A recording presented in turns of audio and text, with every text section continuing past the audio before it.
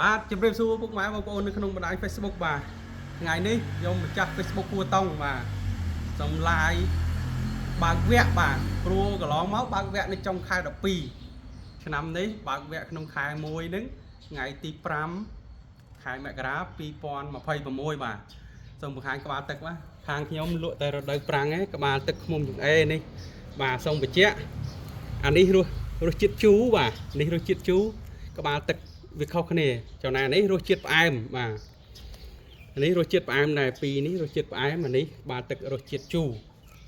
អញ្ចឹង Facebook ហួរតង់តែងតែណែនាំឃ្មុំចង្អេព្រៃធម្មជាតិរតនគិរីយើងនឹងវាមាន3រសជាតិជូរតិចល្វីងតិចនិងផ្អែមប៉ុន្តែរហូតដល់ពេលនេះថ្ងៃហ្នឹងអត់តាន់មានអាល្វីងទេបានតែជូរនិងផ្អែម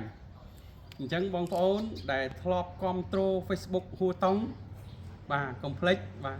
ដល់រដូវកាលថ្មីបាទបើកវគ្គថ្ងៃនេះជាថ្ងៃបើកវគ្គរដូវកាលថ្មី2026បាទសូមបងប្អូនជួយគ្រប់គ្រងបាទភាពស្មោះត្រង់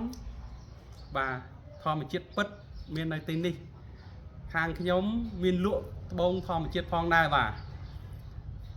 Facebook ហួរតង់ Telegram 088 3213ដើម47បាទបងប្អូនចាប់អារម្មណ៍អាចតាក់ទងមកបានទំនុកចិត្តភាពស្មោះត្រង់មាននៅទីនេះបាទសូមអរគុណ